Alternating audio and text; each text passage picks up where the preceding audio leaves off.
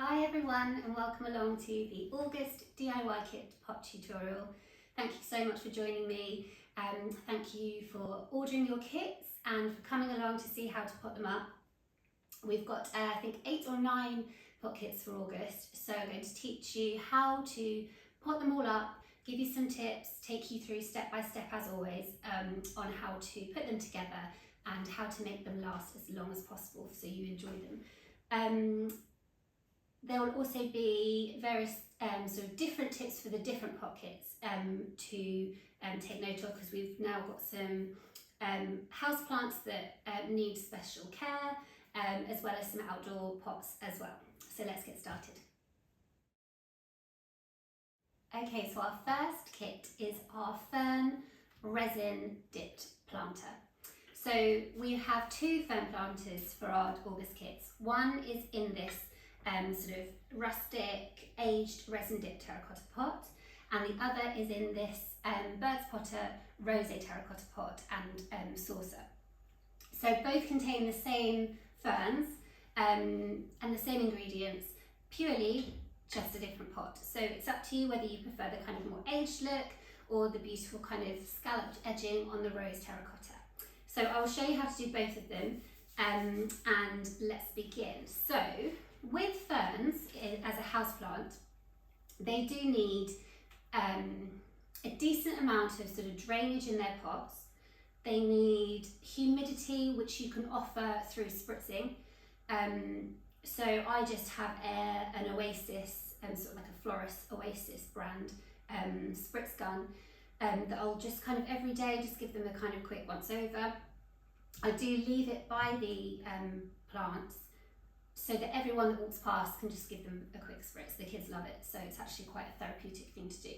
So you will find that they do really well with a bit more humidity. So they do grow best in a kitchen or in a bathroom. So as I said, yeah, a bit of drainage, it goes a long way. They like to be kept damp, but not sort of really wet or soggy. Their roots don't do well sat in water. Hence why we give you the gravel for the drainage at the bottom of the pot. We give you a compost that's got added kind of John Innions in it, so it's sort of less kind of condensed. So that's a good sort of way to look after them. You can also buy sort of a fertiliser or a feed for them if you want to. See how they go. If you find that the leaves are turning brown at the edges, it's usually a sign that you're overwatering, or that you're watering too much and then they're sat in that water and they might have root rot or something like that. So with regards to watering, water often but little. So keep them damp but not soaking wet, and yeah, keep up with the spritzing and they will do beautifully. So let's begin with the resin dipped terracotta planter. So in your kit you will receive your gravel, and that goes just in the bottom with a decent amount. So in your kit, in the brown paper bag, just add all of it in there. Just put it all in the bottom. And then if you take your plant and sort of sit it in, and as you'll see, it sits slightly below the kind of the rim of the pot. So we need to add some compost to the bottom of the pot, just to raise that level up.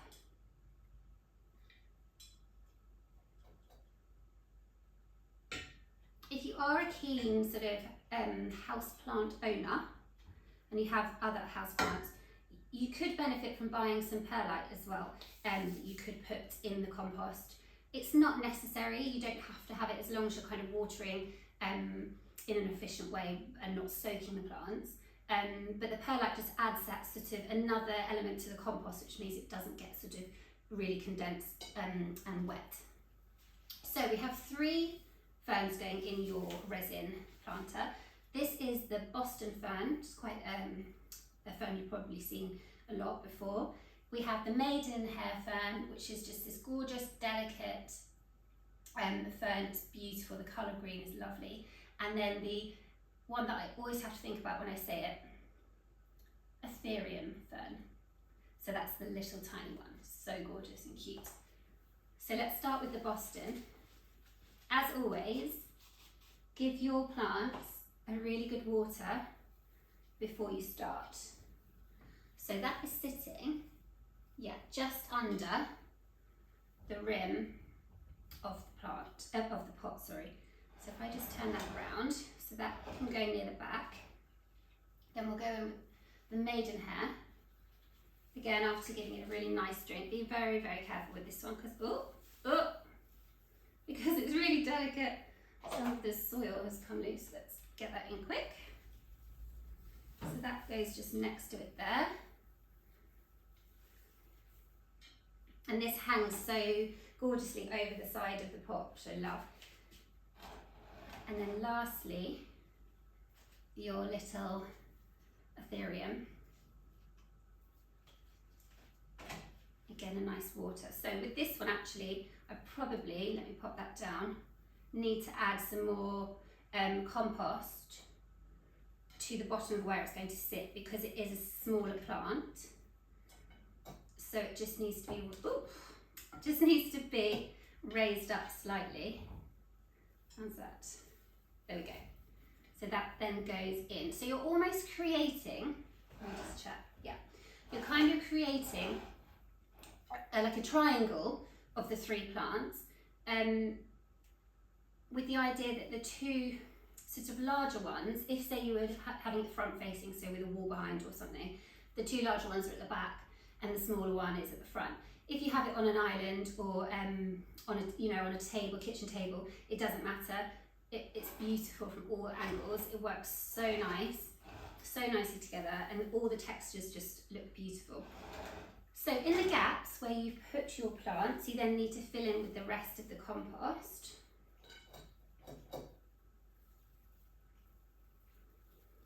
And make sure you're sort of compacting the compost down so that there's no air pockets. Okay.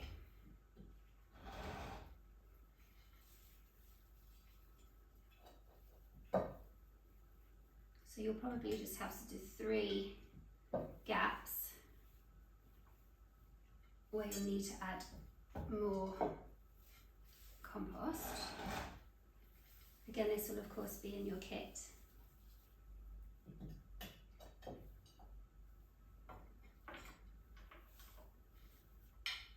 Okay. And as always in our pockets, we supply you with 2 different types of gorgeous moss. You have the bun moss and the sphagnum moss. I think it just adds such a lovely kind of finishing touch to the pockets.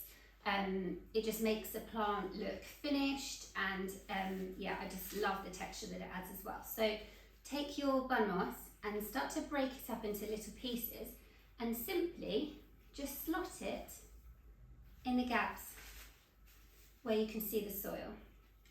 It doesn't matter if it overhangs. Mine is probably sat slightly raised up from the top of the pot. And then mix it up with your sphagnum moss, which is a sort of more of a 2-tone kind of colour, and it also sort of has tones of brown. You might have like the odd leaf in there. So that just goes just around the edge of the plant pot.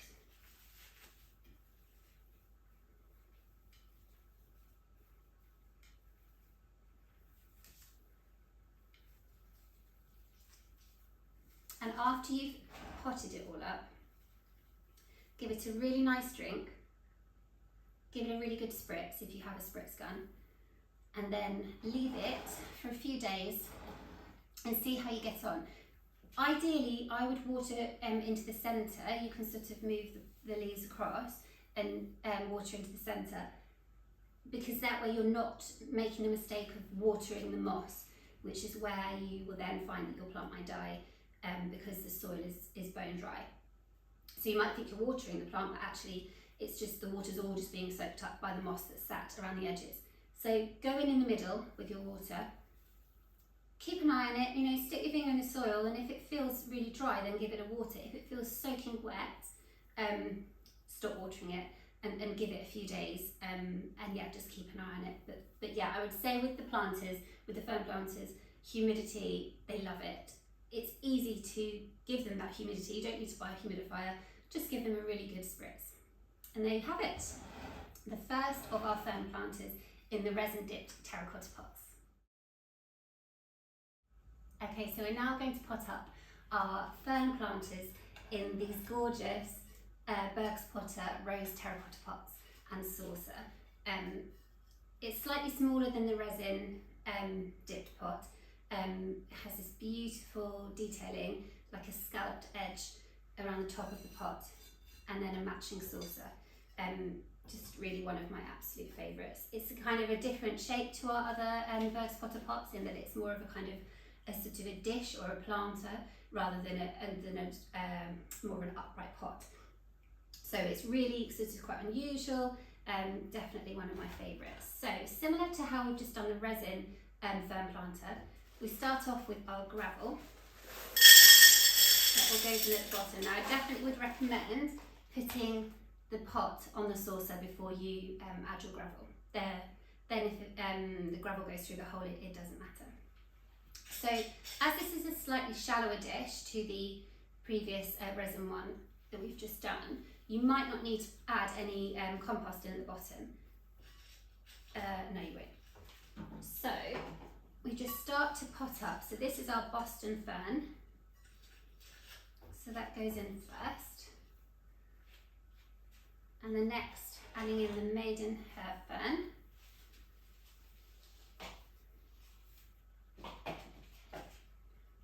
So before potting, as per usual, I would definitely recommend giving your plants a nice drink before. You can kind of sort of almost angle your plants as you plant them. I'm slightly putting these at a slight angle, not a massive one, but I'm just tilting them towards me slightly, with the idea that they kind of will then just hang over. Obviously you can just put them straight up and they will obviously grow and then start to hang over the sides, but I just thought it actually looks quite nice with a bit of an angle on it. And then lastly, your Therium fern, the smallest one. Now this one might need some soil underneath because it is, oh no, it doesn't, it's fine. No, I will put some in.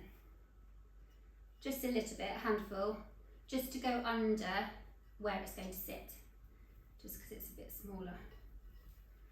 And then that one just goes in front. I'll turn it round. So there you have all three of your ferns planted up. Now we just need to go into the gaps with your compost, making sure there's no pockets of air. And as I've just said, with the resin dipped planter, with ferns, they are really, really easy to look after in the house. They like lots of humidity, which they're going to get most from a kitchen or a bathroom. You can spritz gun them with a sort of, I've got a floristry one, but you can buy them off, you know, Amazon or wherever. Just, you know, it's just a spritz gun, like a hairdresser's spritz gun, just to give them that added humidity. So they could be spritzed as much as you want. So daily, or you know, however often you can do it, they will benefit from. So that's all the soil, the compost, gone into the three sort of spaces between the plants. Gently manipulate the leaves a little bit, just to kind of relax them. They will relax into the plant pot anyway. And then we're going to add in our moss. So we have the bun moss, which is the more sort of compact greener moss, and then the sphagnum moss, which is the two-tone, slightly more textured moss. So just breaking it up, you can take the bottom of the roots off if you need to, if you need it to be a little bit shallower, and just pop it around the edge of the plant pot where you can see the soil. If it overhangs, that looks lovely.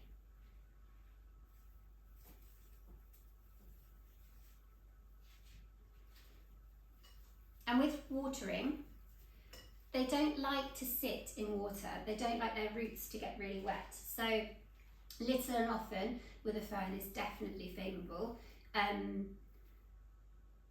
Just, you know, to feel the soil. If it feels dry, give them water. If it still feels quite wet and damp, don't water it for a couple more days and just keep an eye on it. I would say you could probably get away with watering once or twice a week maximum.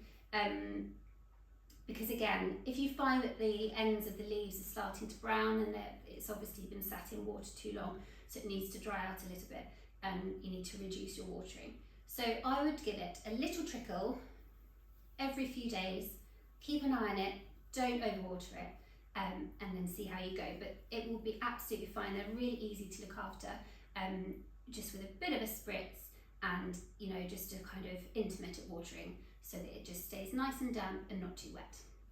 So there you have it. This is the rose terracotta pot planter with the ferns. So next up is the Little Olive Pot Kit. This has been a real favourite of so many of you for our July kits. So given that it's still summer, we thought we'd bring it back for the August kits.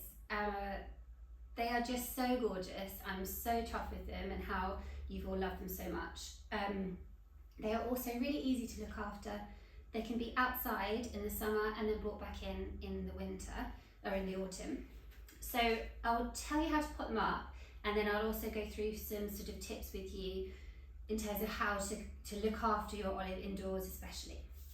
Okay, so in your kit you will receive your little olive, your first potted rose terracotta pot and matching saucer. Again, another gorgeous pot of ours that we love. It's got the beautiful kind of castle scalloping around the edge. It really is so gorgeous, even more beautiful in person. So I really hope you love it. You will also have your gravel in your kit and your moss and your compost.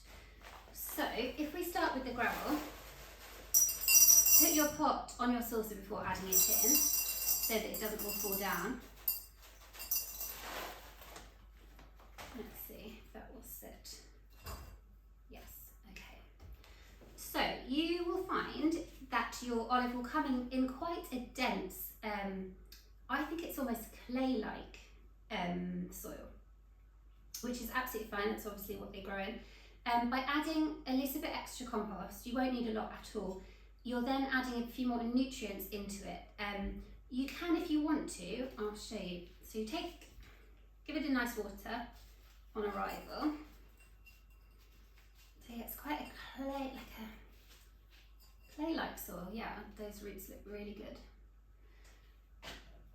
So pop it in your pot after you put your gravel in.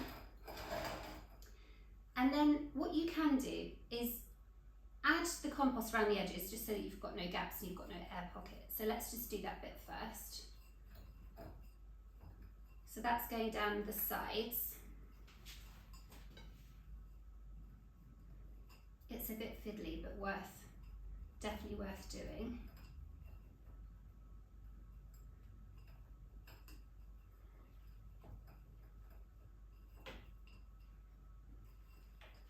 So getting that all in till you feel that the soil is all compacted. Okay, and then what you can do if you want to, again, you don't have to do this, but it might benefit your plant, is to sort of remove the top of the original soil that it's been in. Not very much, just a little bit, just providing you with a little bit of a gap. That you can then add more of your new compost. Again, not a lot, just a sprinkling around the top of the plant.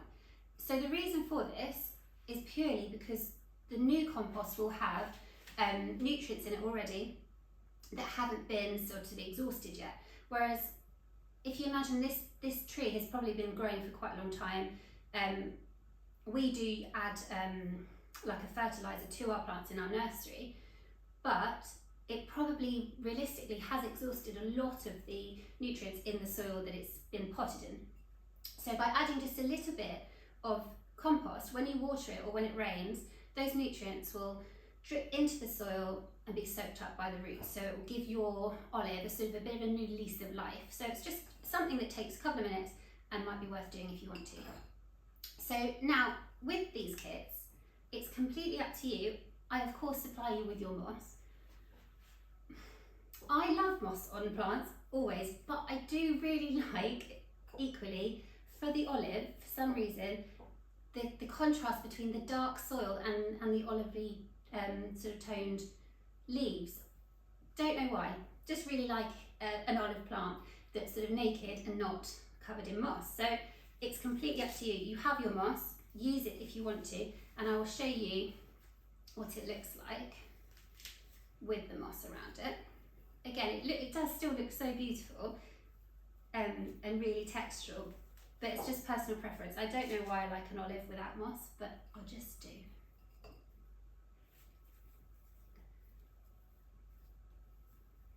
Okay, so there we go. Still looks gorgeous. Up to you, personal preference. Pop it on and then take it off.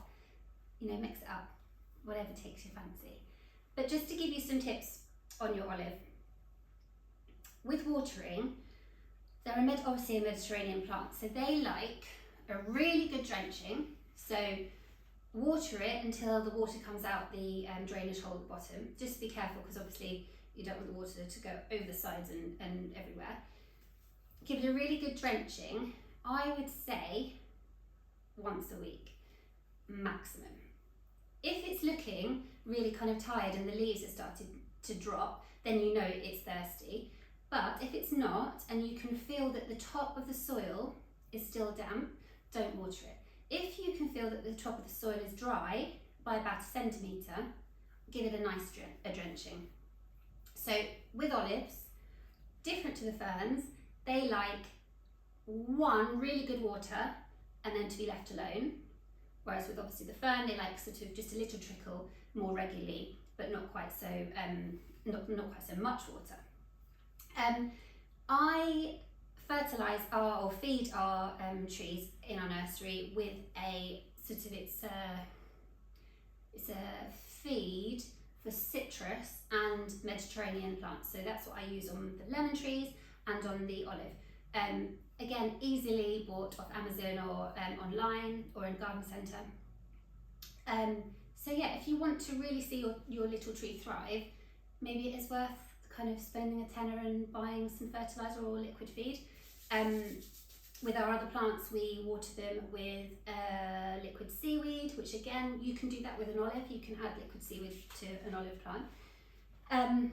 It's just an investment. It's an inexpensive investment if you want it to survive for a long time.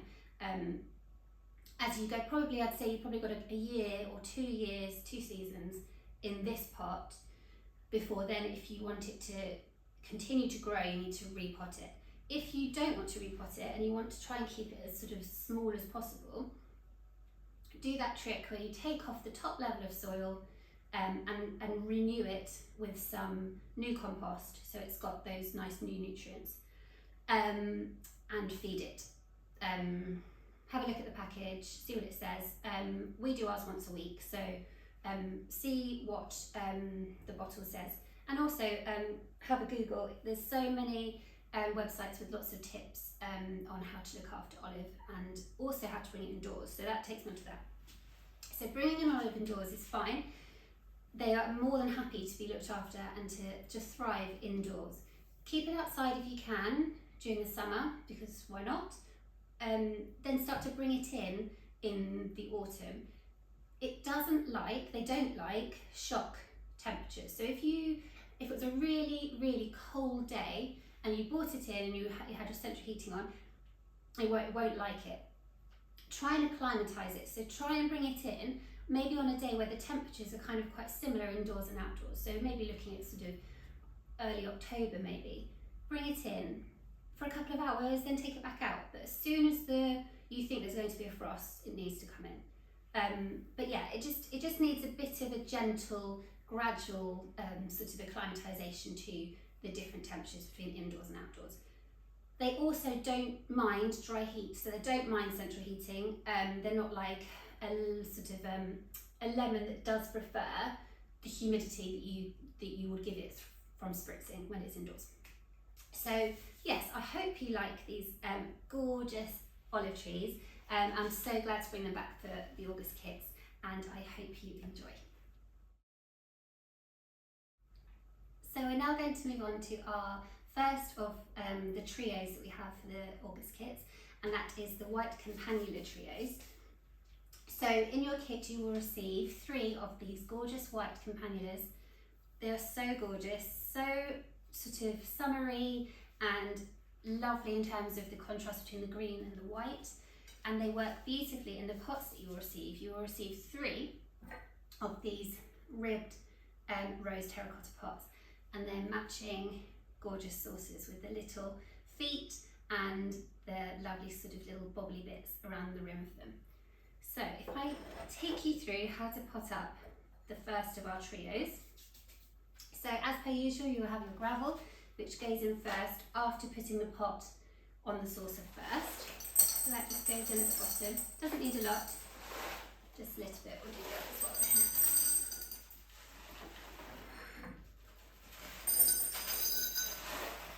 Okay. Give your campanulas a really good water when they arrive, and then simply remove from their pot and pop them in. You won't need any extra compost in your kits. So in this kit, there isn't any extra compost because they fit perfectly in the pots without any extra needed.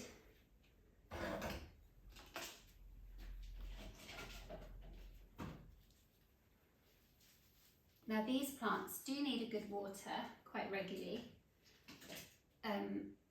Since I've had them in the past few days, they've been quite thirsty actually.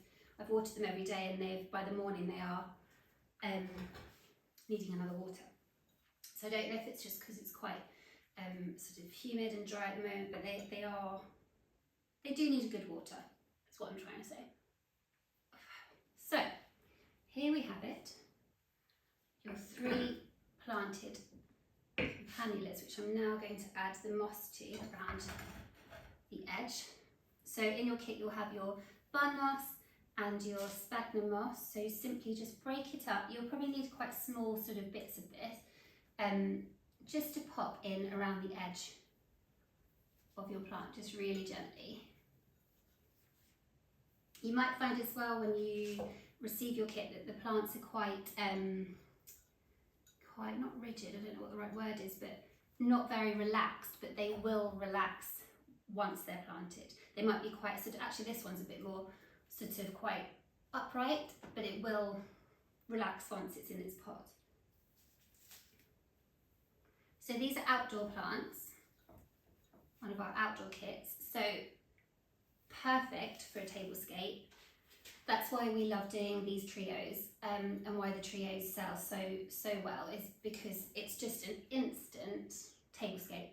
So you just have one order, 3 plants, 3 pots, pop down the length of a table outside, and it just works so beautifully. It's an instant styling prop for your garden tablescape. So if you've got people over for a barbecue, or if you host a lot in your garden, or you like to eat outside a lot during the summer, they work beautifully on a table.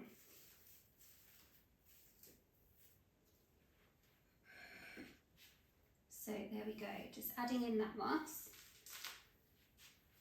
As with the other other pots, make sure you water the soil and not the moss. So when you are watering, ideally gently go through the middle of the plant rather than around the edge, because what you might then do is end up just watering the moss, and then the soil might be bone dry, and then your plant will die. So that's the best advice I can give actually, is just to make sure that you keep the soil damp. So there we go. Your Campanula Trio in our gorgeous Berg's Rose Potter pots and saucers. So next in our trio of kits is the mini Myrtle Trio. Now last month in July, for our July pot kits, we had a tall Myrtle and a mini Myrtle, a little Myrtle, and you loved them. So I thought this month we'll do something a little bit different, but of the similar kind of vibe, and go for an even smaller Myrtle topiary tree, but one that we can cluster into a trio so that you have 3 in your kit, perfect and ready for a tablescape or for styling your garden. So these are outdoor kits, these ones, and in your kit you will receive 3 of these just the cutest little Myrtle trees, as well as your beautifully ribbed Berg's Potter Rosé terracotta pots and saucers, and all your moss and your gravel and your compost. So if I show you how to pop these up. So in the base of your pot you need your gravel.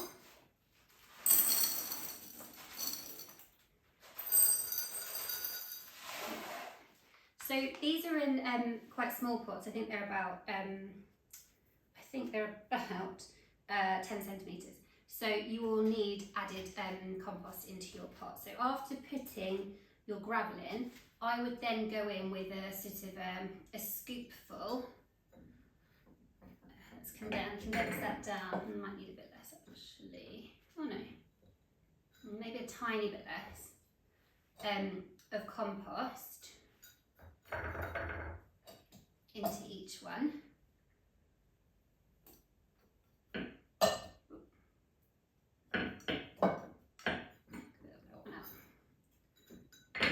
And then take them out of their pots after giving them a nice drink. I think that's okay, we'll see. That one might need some of the compost taking out. And as you'll see, they're just so gorgeous. They're not as sort of structured in shape as the July myrtles were. They're a different variety of myrtle than the previous ones. So they're a little bit more rustic and a little bit more natural in their shape, which I love. You can prune them, of course, to keep them really compact, or you can just let them go and they'll keep their sort of tree-like structure if you take off the leaves from the base, but they will become a little bit more wild. It's probably important to say that they won't all look exactly the same. When they arrived to us, they're all slightly different. Some of them have got a longer sort of trunk. Some of them are a bit sort of wider in their shape. Some of them have leaves lower down their trunk, so they look more of a kind of sort of a base tree rather than a taller tree. Obviously, granted, they are tiny. But yeah, they are all different, and I think that's what's lovely about them. So in your trio, in your kit, they might not look perfectly the same, but I think that that's one of part of their beauty. They're just really different, unusual, and yeah, they work beautifully on a table. So just to carry on potting up, they need more compost around the edges, making sure you're getting it as per the other kits all the way in, so that there's no air pockets. Just do it by just sort of pushing it down.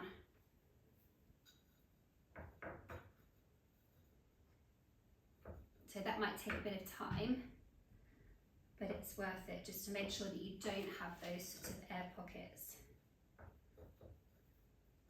And when you're working out how much soil to put in at the base, have a think about moss and how you want your moss to look, whether you want it to look more sort of raised, so you almost see it over the rim of the pot, or whether you want it to be kind of flush, in which case you need less compost at the base of your plants.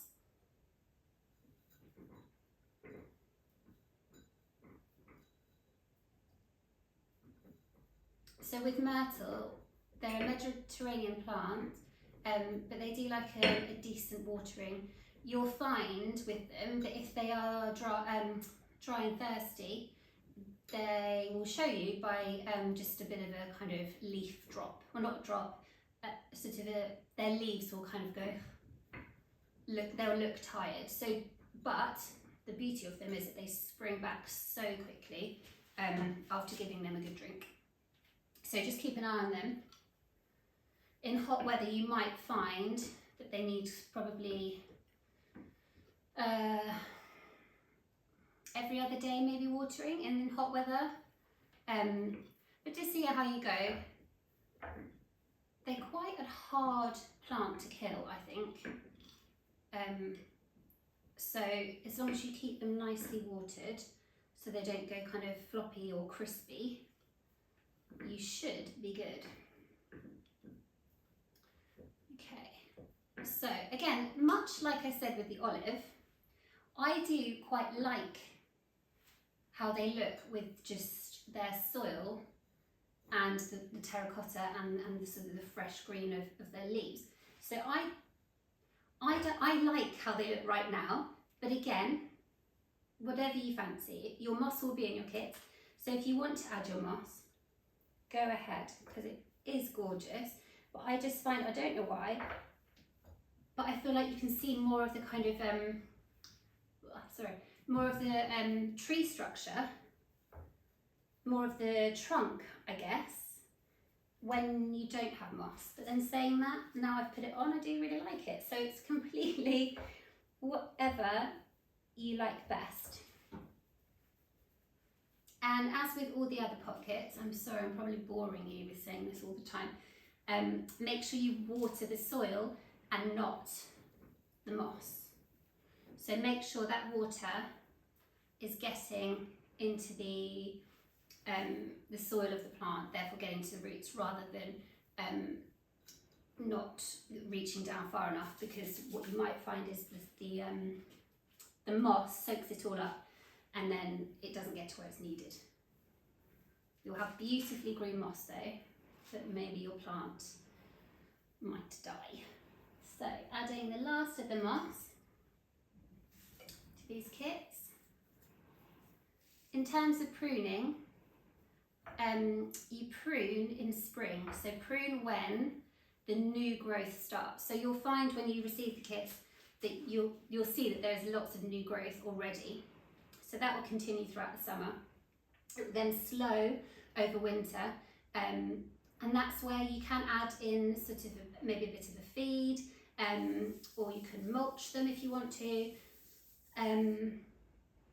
But then prune in spring. So as soon as you see that new growth, maybe in March or April, give them a prune if you want to. You don't have to. If you want them to go really beautifully wild and not have any specific shape, then don't prune. If you want to keep that kind of compact shape, prune in spring. So there you have it. It is the Mini Myrtle Topiary Tree Kit. So we're now going to move on to our Lavender Trio Kit. Again, this is in our July pot kits, and you loved it as much as I do. So I've had lots of requests and people asking me to bring it back for August. So I have. It's just a gorgeous summer flowering plant. Smells amazing and just looks gorgeous in these pots. Again, it's a ready-made tablescape where you can just unbox your kit, pot it together, lay it on your table in the sort of in like a 3 or in a cluster of 3, and it looks beautiful. It's one of my favourites for sure. So with lavender, they come in slightly bigger pots, so you don't think need any compost, but let me check. So we'll add in the gravel.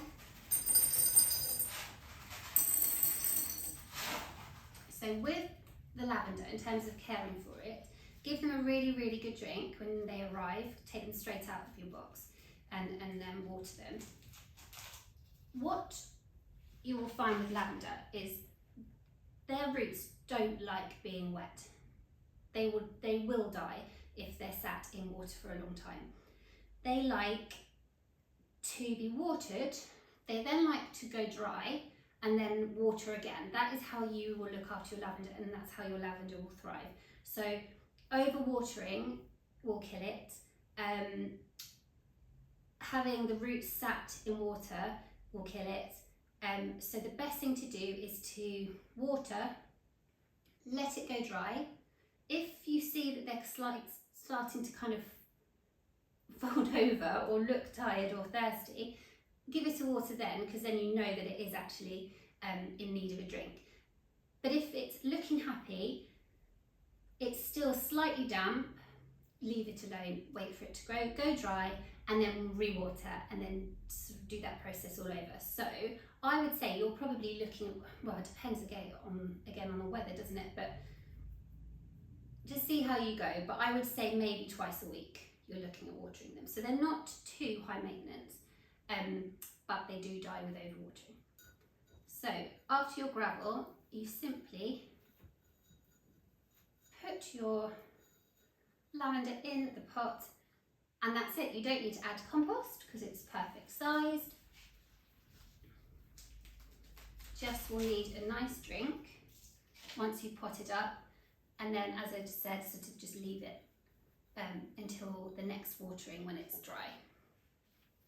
They smell so lovely.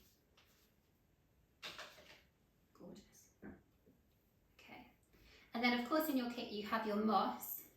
So although you won't have compost in this kit because it doesn't need it, you will have your moss. So you'll have your two types of moss, your bun moss, which is the more kind of green, sort of almost like a pillow moss, and then you'll have your sphagnum moss, which is the sort of two-tone, more textured one.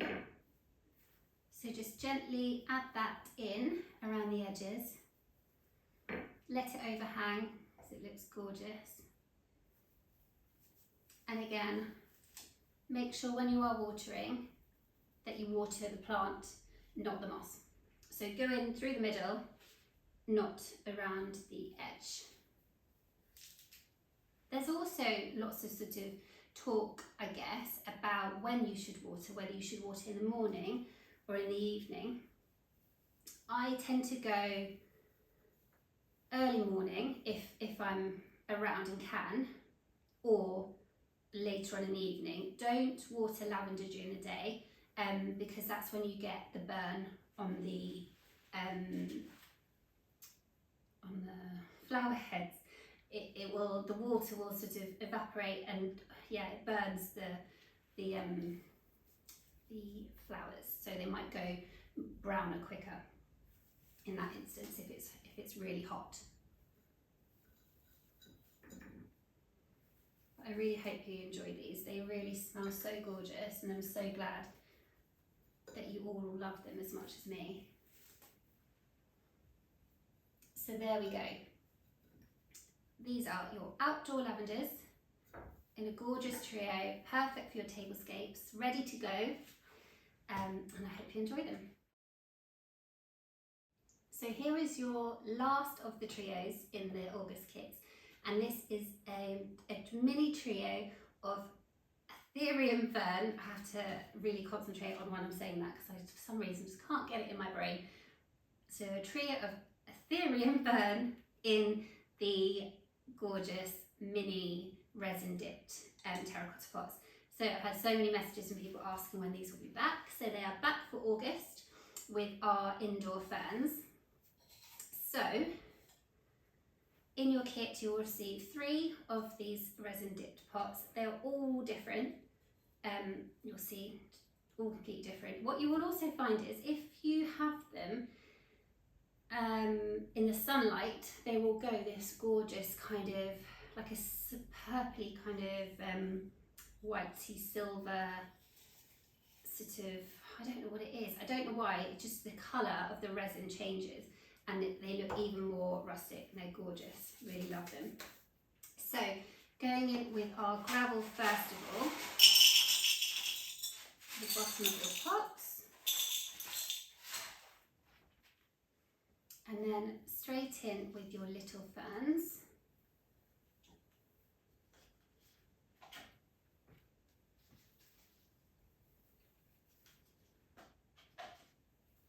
and you'll need some extra compost with these. But they just look so gorgeous. I don't know what it is about the tone, this dark toned green with the resin dipped terracotta. It just works so beautifully. Love it. So adding in your compost around the edges, so making sure there are no air pockets. So push down gently and then add some more top.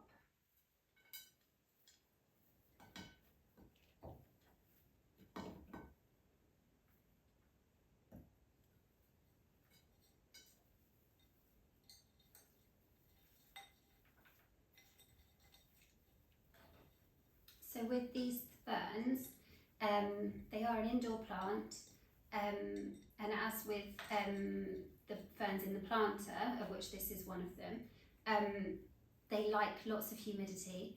So a really nice spritz daily if you can, or whenever you remember, using a spritz gun.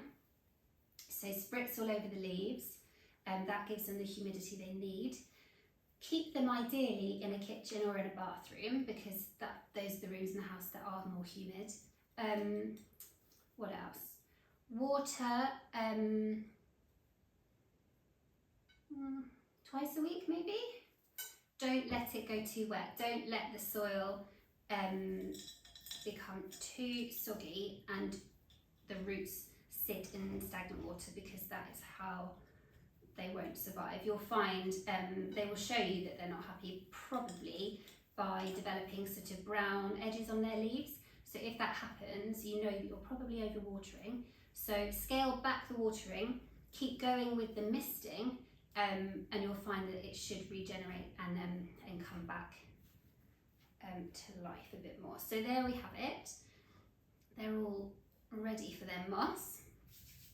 So in your kit, you will have your bun moss, which just goes nicely around the edges, and your sphagnum moss. Again, let it hang down.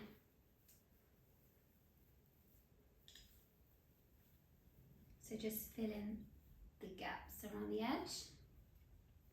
I would say with these pots, because they are, quite rustic, they've been dipped in resin, obviously. I would keep them, if you can, on, like a coaster or a mat of some kind, tablecloth, or a wooden chopping board, or something that you don't mind if any of the resin that's underneath, if it gets onto the surface.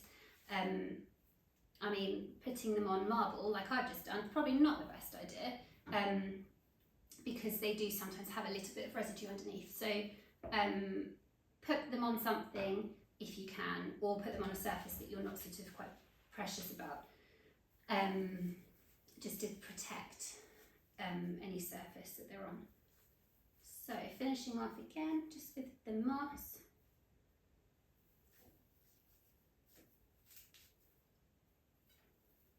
And when you water, as I said on all the kits, I'm harping on about this, make sure you water the soil and not the moss. So ideally go in through the middle of the plant, just gently watering, rather than watering around the edges, because that will simply keep the moss nice and green and not keep the plant alive and healthy. So that's quite an important tip, just to make sure you water down the middle of the plant.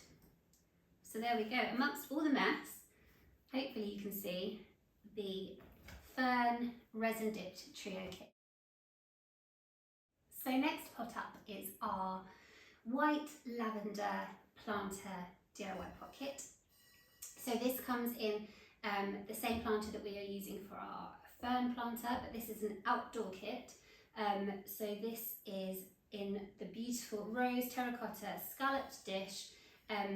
It's, as I said before, it's more of a kind of a dish planter rather than a pot, because it's got this gorgeous shape, slightly shallower, slightly wider, and comes with the lovely matching saucer.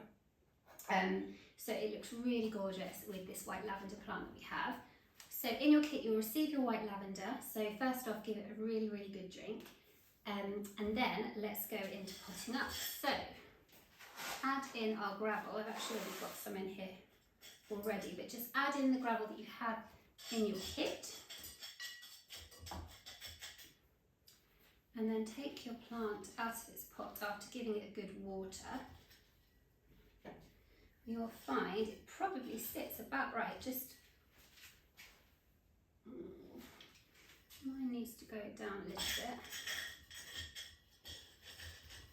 You can gently take off, if you need to, gently tease the roots. Just a little bit underneath, and then just carefully sort of remove a little bit of the soil. As you can see, all those lovely roots are still intact. I mean, you can cut it if you want to, but you don't need to. You just need to really just gently tease some of the soil away if you're finding that it's not sitting on your gravel and is sitting above the kind of the rim of the pot. So pop that down, and then you've got, got quite a lot of space here ready for more compost. So just adding it down into the gaps. And now we've had white lavender before in our kits, and you've loved it. It just has, I can't describe it except to say that it smells like lavender mixed with mint. The white lavender, it has a different smell, I think, to the purple. It just smells incredible.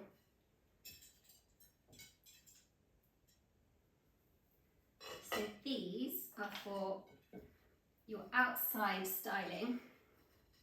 Beautiful on a table in the centre, or as part of sort of a different variety of pots and plants as a tablescape. Okay, there we go, that's the soil in. Give it a nice gentle push down, and then we're going to add the moss around the edges. So that goes in just delicately, just around, just to cover up the soil, and just to add another lovely texture. So pop that all the way around, and give the plant a really good water in the centre, so that you're watering the plant and not the compost. And then you'll find that the plant will relax out once it settles. You can gently, if you want to, manipulate it slightly, but be very gentle. But as it relaxes into the pot, it will sort of sit beautifully. In terms of lavender care, lavender do not like wet roots. So water, leave it to dry, then water again. So I would say you're looking at sort of twice a week, a nice water, not a drenching, just a nice sort of water around the top. Make sure that the soil is nice and damp, and then leave it alone, enjoy it, and then water again when you feel that the soil is dry. So there you have it, the white lavender planter pocket. So now we have the last and the biggest of our August DIY pockets, which is the lemon tree. So we did the gorgeous little lemons for July, and they were so well received and you all loved them. And I've had messages from people asking for the tall lemons that we did in Lydia Midden's home. And so yeah, we've decided to go for it this month. We've got some gorgeous big rose terracotta pots. So these are a 25cm pot, again with the gorgeous lovely scallop kind of edging to it and matching saucer. So with the lemon, you can have this outside now. So when it arrives this coming week, it can go outside, lots of sunlight. Watering is probably similar to an olive actually. So you water once and you drench it, and then you leave it alone for a week maybe. So see how you go. If you find that the leaves are kind of dropping or sort of becoming a bit limp, then I would water it. It's obviously thirsty. But yeah, similar to the olive, you don't want to water it little and often. You water it in one big go, leave it alone, let it dry out, and then water again. With the lemons that we have, we do feed them with a specific citrus and Mediterranean plant feed, which you can get on Amazon really easily. So we feed them once a week, just with a watering can. And also, sort of similar to the olive, you can do the trick whereby you scrape off the top sort of centimetre of soil and then add the compost that is in your kit. You don't need a lot of compost for your potting, because the plant pot is a good size for the plant pot, but there will be some in there for you, so you can add that to the top if you'd like to, because that way they get some new nutrients, some fresh nutrients, and then if you're happy to give them a feed, then that's even better. In terms of lemon trees, when it becomes cooler, you can then bring them indoors. They are much like the ferns, they are lovers of humidity, so you will definitely need to get yourself a spritz gun for a lemon. Not an expensive one, just, you know, again, like I've said, I use like a florist one, or you can get you know, you can get them again off Amazon, really easy to get hold of. I would say give them as regular a spritz as you can, so daily ideally. Keep them in a humid place, such as a kitchen or a bathroom. Actually, they look really gorgeous in a bathroom. We've definitely had success with lemons indoors, as in indoors in a home rather than in a greenhouse. So yeah, there's no reason why they can't survive indoors. So yeah, as long as they've got a good amount of humidity from the spritzing, water once a week. As it gets cooler and the plant starts to rest, excuse me, it doesn't need watering as much, so you can leave it a bit longer and just go by how the plant is looking, whether the leaves are kind of look happy or not. So just go by that. But this lemon in particular that's just come in has got some lovely little tiny shoots. The ends are all cut because they've been pruned, but you can see lots of little growths there. The lemons are obviously at the moment, excuse me, at the moment green, but they will turn yellow with lots of sunlight. Not necessarily this season, they might stay green this season, and then we might get yellow lemons next year. So again, it's a plant that's not just for this season, it's one for, you know, something you can take care of for a long time and really enjoy for a long time. So let's pot up. So in your kit, as always, you'll have your gravel. So a lemon needs lots of drainage. So pop your gravel in and then take your lemon out of its pot. Easier said than done. Give your lemon a drink when it arrives. Oh my goodness, it's heavy. And then pot it up. Okay. Whew. Okay, that might be a little bit too tall. Right. My goodness. Take a little bit of the gravel out. I've obviously put too much in. Tease up the soil around the roots a little. Oh my gosh, that's a workout. Okay. Whew. There we go. It's in. Okay, and then you need to add in the compost that came with your kit. So just around the edges. And you shouldn't need a lot because the pot is a good size for the plant.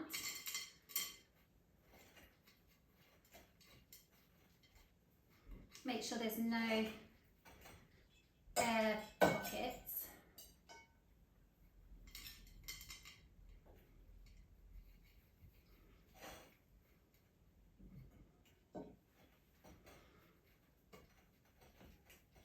And then with, as the same we did with the olive, you know, you can scrape some of the top soil away and either get rid of it, or you could probably push it down the sides a bit more, and then sort of almost top dress with the new compost, just a little bit, just a sprinkling, because that then gives the plant new nutrients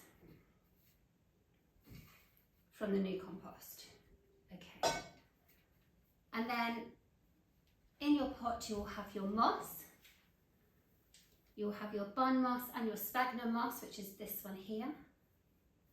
Just finishes everything off beautifully. Again, you don't necessarily have to use the moss, because I don't know if it's just a Mediterranean plant thing, but I do like how the soil looks against the sort of the terracotta and the green.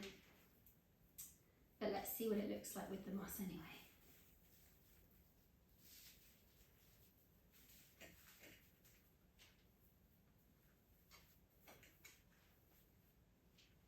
And as I've said with all of the other pot kits, make sure you water the plant, the soil of the plant, and not the moss on top, so that the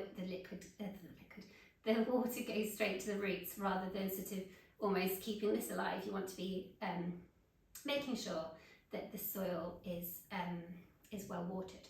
So going back to watering, you want to water once a week, and then give it a good drench, and then once the top sort of centimetre or two feels dry, that's when you need to water again. So you're probably looking at, yeah, once a week watering, a really good drench. Any other things for for lemon? Definitely invest in the feed. I think you'll really benefit from that. So just like the citrus feed, go off what the instructions say on the pack. And that's about it really. Just a nice spritz daily if possible will keep it really happy, and I hope you enjoy it. They really are such a special plant, and when those lovely lemons come to fruition and start turning yellow, it just brings so much joy. So there you go, the tall lemon tree kit.